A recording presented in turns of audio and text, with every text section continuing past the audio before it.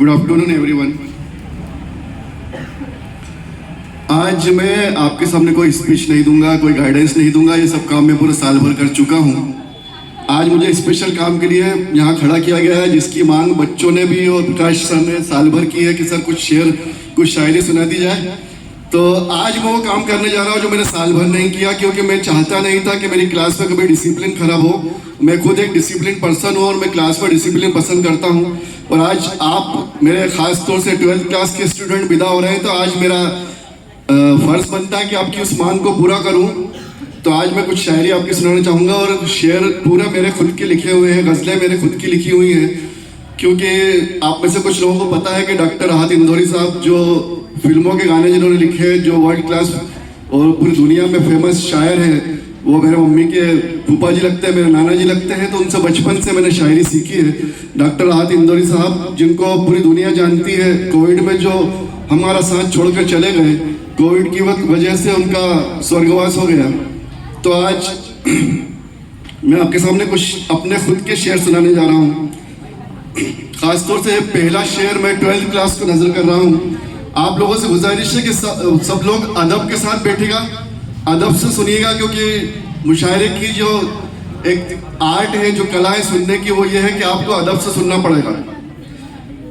अर्ज करता हूँ कि अपनों के बिछड़ने पर भी सब्र करना पड़ता है, अपनों के बिछड़ने पर भी सब्र करना पड़ता है, न चाहते हुए भी जीना पड़ता है।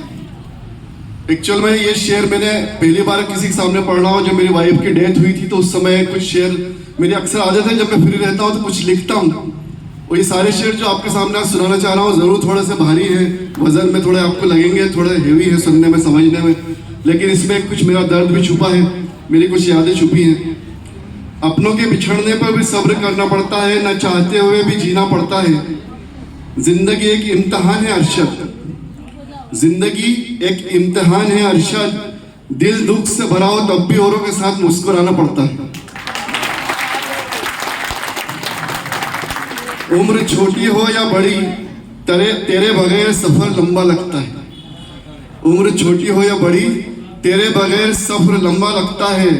हौसला भी है, जीने की तमन्ना भी है अरशद, हौसला भी है, जीने की तमन्ना भी है अरशद। फिर भी न जाने क्यों अब जिंदगी से डर लगता है, फिर भी न जाने क्यों अब जिंदगी से डर लगता है। मेरे इमोशन इसमें बहुत ज़्यादा छुपे हैं, मुझे बहुत सारी यादें इस वक्त आ रही हैं, इसलिए मैं चाहूँगा कि आप मुझे माफ़ कीजिएगा अगर मुझे कुछ इमोशनल हो जाऊँ किसी जगह। हमसाया साथ ना हो तो जिंदगी बहुत मुश्किल लगती है, हमसाया साथ ना हो तो जिंदगी बहुत मुश्किल लगती है। गम गम नहीं लगता, खुशी खुशी नहीं लगती। दौरे गर्दिश को भी हैरत में डाल सकता था। मैं ये नहीं कह रहा हूँ कि आप हिम्मत हार जाएं या मैं हिम्मत हार गया, हिम्मत नहीं हारा हूँ। मैं आप लोगों को अक्सर क्लास में बोलता था कि सुल्तान फिल्म का वो डायलॉग याद रखें कि सर जी, उस्ताद जी, आज हारा हूँ लेकिन 1 महीने बाद फिर दंगल में आऊँगा और ये रेवाड़ी की जीत तो मैं ही करूँगा, यहाँ का पदक तो मैं ही जीतूँगा। तो वो सुल्तान का वो डायलॉग आप हम लाइफ भर याद रखें कि जीत आपको ही करना है, जीत आपको ही हासिल करना है, आपकी जीत होगी।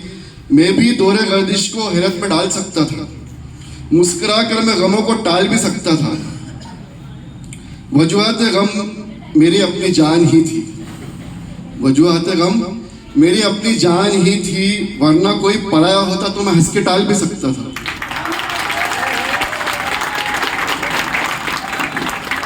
अब आप लोगों की नजर कर रहा हूं कि मिलेगी मंजिल उन्हें एक दिन अरशद, 12th क्लास के भी से स्पेशल, मिलेगी मंजिल उन्हें एक दिन अरशद, परिंदे जो भी अपने पर फड़फड़ाते हैं। इस बात से थोड़ा आपको समझना है, परिंदे अपने पर फड़फड़ाते हैं मतलब कि थोड़ी सी जो कोशिश करते हैं, थोड़ी सी भी जो कोशिश करते हैं।